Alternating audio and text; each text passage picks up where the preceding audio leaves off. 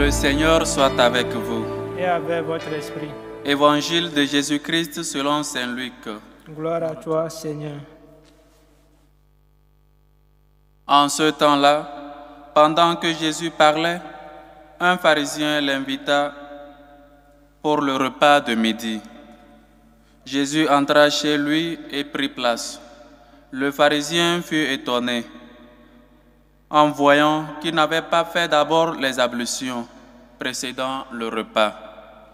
Le Seigneur lui dit, « Bien sûr, vous les pharisiens, vous purifiez l'extérieur de la coupe et du plat, mais à l'intérieur de vous-même, vous êtes remplis de cupidité et de méchanceté.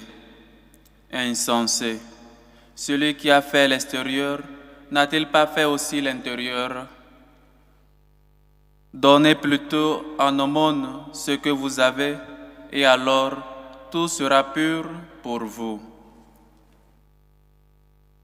Acclamons la parole de Dieu. Louange à toi, Seigneur Jésus. Chers frères et sœurs, encore une fois, un exemple, un message tranchant de la part de notre Seigneur Jésus. Mais j'aimerais, chers frères et sœurs, qu'on revienne sur la lecture de Saint Paul aux Romains qu'on a lu aujourd'hui. Frères, je n'ai pas honte de l'Évangile, car il est puissance de Dieu pour le salut de quiconque est devenu croyant. Il dit en une autre partie, « Malheur à moi si je n'annonce pas l'Évangile. » Chers frères et sœurs, l'Évangile est puissance de Dieu. L'Évangile, comme cette parole tranchante, comme cette bonne nouvelle qu'est venu le Seigneur nous annoncer de la part du Père, de la part de Dieu. Chers frères et sœurs, soyons en contact avec l'Évangile. Comme je vous disais hier ou avant-hier, je pense que la puissance de la parole de Dieu, elle est comme l'épée à double tranchant. Laissez-nous donc pénétrer, laissez-nous donc franchir, laissez-nous donc être des gens et des femmes qui vont lire l'Évangile, qui se laissent modeler, qui se laissent transformer par la parole de Dieu. Ta parole, Seigneur, est venue pour me transformer. Elle est la vérité. Elle est venue pour que je connaisse tes lois. La parole de Dieu, la puissance de Dieu. Je n'ai pas honte de l'Évangile. Je n'ai pas honte d'annoncer par mes actes, par mes paroles, par mes pensées, d'annoncer l'Évangile. Et donc, chers frères et sœurs, il faut que nous connaissions cette bonne nouvelle-là qu'est venu le Seigneur nous donner, nous annoncer, afin que nous-mêmes soyons ces gens-là qui prennent le risque d'annoncer la bonne nouvelle aux autres, qui se laissent d'abord modeler, transformer par l'Évangile, et après aller annoncer cette même Évangile, cette même parole de Dieu, cette épée tranchante, cette épée à double tranchant aux autres. Le Seigneur et Saint Paul continue de nous dire, au lieu d'adorer le Dieu, le Créateur, ils ont plutôt préféré adorer la création. Ils n'ont pas vu derrière la création le Créateur. Ils se sont mis à adorer la création au lieu d'adorer le Créateur qui est Dieu lui-même. Laissons-nous donc, chers frères et sœurs, transformés par l'Évangile et que nous ne soyons pas comme des pharisiens.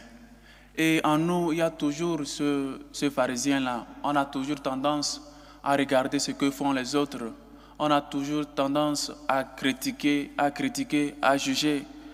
C'est un peu ça ce qui devient un peu notre totem. On juge, on voit seulement les gens et puis on commence par juger, par leur coller une image qu'on a faite, soit l'image qu'on a faite d'eux, et on commence par juger. Et quant à nous, c'est l'extérieur. Quant à nous, on vend l'apparence, on vend ce qu'on a. Peut-être on se prépare. C'est bien, j'ai toujours aimé Il faut toujours aller à l'église. Beaucoup le font et puis c'est une bonne chose. Bien coiffé, bien habillé, bien parfumé, c'est bien. C'est bien, mais c'est l'extérieur. Combien de gens vont à l'église bien préparés, bien confessés, se confessent avant de communier? Combien de fois ça fait que tu ne te confesses pas? Combien de fois ça fait que tu ne prends pas soin de ton âme, que tu ne vas pas à la source, que tu ne vas pas lire l'évangile, que tu ne laisses pas l'évangile, cette puissance de Dieu-là, te transformer. Et donc, on se coiffe. Je ne suis pas ici, chers frères et sœurs, en train de critiquer l'extérieur, soit quoi que ce soit. Je suis en train de dire ici, c'est bien de se coiffer, c'est bien de s'habiller avant d'aller à l'église, mais ça serait encore plus parfait de se préparer, de se confesser. Les prêtres restent au confessionnal. Ils restent pour confesser les gens les samedis, avant le dimanche, la messe. Personne ne vient. Un samedi, deuxième samedi, troisième samedi, quatrième samedi. Dans un mois, le prêtre peut confesser peut-être 10 ou 15 personnes sur toute l'église. J'aimerais bien penser que les autres n'ont pas de péché. J'aimerais bien penser que les autres sont des saints. Mais nous savons que ce n'est pas le cas. Pourquoi donc ne pas aller, ne pas être en concordance avec l'intérieur, soit pur aussi, comme tu es beau, comme tu es belle à l'église le dimanche, que aussi ton intérieur, que aussi ton cœur soit préparé pour recevoir la grâce de Dieu, pour que Dieu puisse verser ces grâces-là en toi. Ne soyons pas des gens qui vendent l'apparence, ne soyons pas des gens qui sont toujours là en train seulement de se maquiller, de se coiffer seulement de l'extérieur. Il faut aussi préparer le cœur. Il faut que nos cœurs soient préparés. Comme l'exemple des agriculteurs qui préparent la terre pour espérer la pluie. Toi aussi, prépare ton cœur pour espérer la grâce de Dieu. Parce que Dieu déverse toujours ses grâces. Dieu n'est pas avare. Il déverse toujours les grâces. Que ton cœur soit préparé pour recevoir les grâces de Dieu. C'est bien d'aller à l'église bien habillé, bien coiffé. On prend peut-être même du temps chez les coiffeuses, chez les coiffeurs. C'est bien, mais il faut aussi que l'intérieur soit en harmonie avec l'extérieur. Quand tu soignes l'apparence, il faut aussi soigner l'intérieur. Il faut aussi soigner le cœur, parce que c'est depuis le cœur nous viennent les colères, l'orgueil, les rancunes et tout ce qu'il y a les désirs en désordre, les pensées impures et tout le reste. C'est là-bas. Il faut donc que ça soit en harmonie. Il faut être en harmonie avec le physique et le spirituel. Il faut être en harmonie quand tu es bien habillé, bien parfumé, bien coiffé. Il faut aussi que ton cœur soit le cœur là simple, le cœur là pur, pour que, comme je l'ai dit, pour que Dieu puisse verser les grâces dont tu as besoin. Et donc, chers frères et sœurs, non pas seulement on se contente de l'extérieur, mais on se contente aussi de juger les autres, de porter des jugements, des faux jugements sur les autres. On pense à critiquer et dit, nous sommes comme des pharisiens. Il y a des lois qu'il faut respecter, que les autres doivent respecter, mais nous, on est au-dessus des lois-là. Vous voyez comment parfois on n'est pas juste envers nous-mêmes. On n'est pas cohérent dans ce que nous faisons. Je répète que je ne suis pas ici en train de juger, en train de dire que ce n'est pas bien d'aller à l'église bien coiffé, bien habillé. Je dis ici qu'il faut aller en harmonie avec l'intérieur et l'extérieur. Comme tu es bien habillé, il faut aussi que ton cœur, comme tu es bien coiffé, comme tu es bien habillé, il faut aussi que ton cœur soit bien préparé pour recevoir la grâce de Dieu, pour que l'évangile, qui est la puissance de Dieu, comme nous dit Saint Paul dans cette lecture, puisse demeurer en toi, puisse te transformer.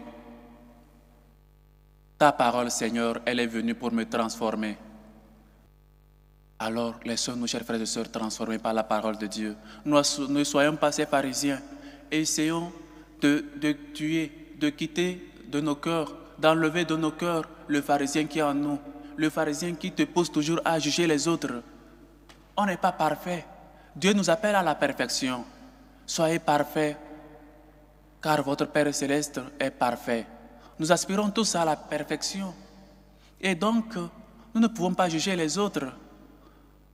Nous sommes appelés à prier pour les autres, à prier pour qu'ils se convertissent, pour qu'ils voient la manière dont nous vivons et les appeler et les interpeller pour qu'ils se convertissent eux aussi. Si nous passons notre temps à critiquer les autres, comment eux ils peuvent nous suivre pour aller adorer Dieu, l'unique Dieu d'Israël, le seul vrai Dieu. Chers frères et sœurs, commençons par aussi soigner l'intérieur. Commençons par préparer nos cœurs. Commençons par aller les dimanches, le cœur bien préparé. Que nous n'ayons pas de l'orgueil, nous n'ayons pas des colères en nous, des rancunes. Et parfois, il arrive même que dans la même église, on est divisé. Dans la même église, on ne se parle pas. Dans la même église, même après la messe, après avoir communié au corps et au sang du Christ, à la devanture même de la paroisse, il y a même des divisions, il y a même des disputes. Vous voyez comment, quand on n'est pas préparé et on reçoit le Seigneur, soit comment si l'extérieur seulement est propre et l'intérieur ne l'est pas, voyez comment nous ne nous laissons pas transformer. Le Seigneur ne peut pas te transformer dans ce. Ce n'est pas qu'il ne peut pas, mais toi, tu ne veux pas et tu ne l'as pas voulu. Il faut donc, chers frères et sœurs, que nous soyons vrais envers nous-mêmes. Si je me prépare pour aller à la messe, pour écouter l'Évangile qui est la puissance de Dieu, que je veux que cette parole de Dieu me transforme, comment donc ne pas me préparer? Comment donc ne pas cultiver cette terre pour que quand la pluie arrive, qui est la grâce de Dieu, puisse transformer mon cœur, puisse demeurer en moi et qu'il soit mon pain, qu'il comble ma soif, qu'il est la source d'eau vive. Essayons d'enlever de notre vie le pharisien que nous avons tous. Ça nous arrive de juger, ça nous arrive de porter ces faux jugements-là sur les autres. Des faux, je ne sais pas, peut-être pour rendre peut-être la conversation un peu plus douce, un peu plus, je ne sais pas quoi, on ajoute aussi quelques mots là-dessus. Chers frères et sœurs, ce pharisien, l'exemple de ce pharisien, comme le dit le Seigneur, insensé, il est hypocrite, comme dit le Seigneur dans d'autres évangiles. L'hypocrisie, c'est ça qui nous tue. C'est ça qui ne laisse pas, qui ne nous permet pas de nous préparer pour recevoir le Seigneur. L'hypocrisie. Et l'hypocrisie, dans ma langue maternelle, peut-être ça signifie quelqu'un qu'on n'arrive pas à cerner. Il est tantôt en bas, il est tantôt en haut. Quand tu vas en haut, il est en bas. Et que tu vas en bas, il est en haut. Les règles que lui-même ne marche pas selon ces lois-là. Lui, il est peut-être au-dessus de la loi que lui-même a prise, a mise. On est parfois hypocrite, même dans notre relation avec Dieu. On veut seulement être des gens bien vus, on veut seulement être des gens qu'on parle bien de nous, et c'est seulement l'apparence. Le dedans, c'est sombre, c'est sale, mais l'extérieur, on est bien préparé.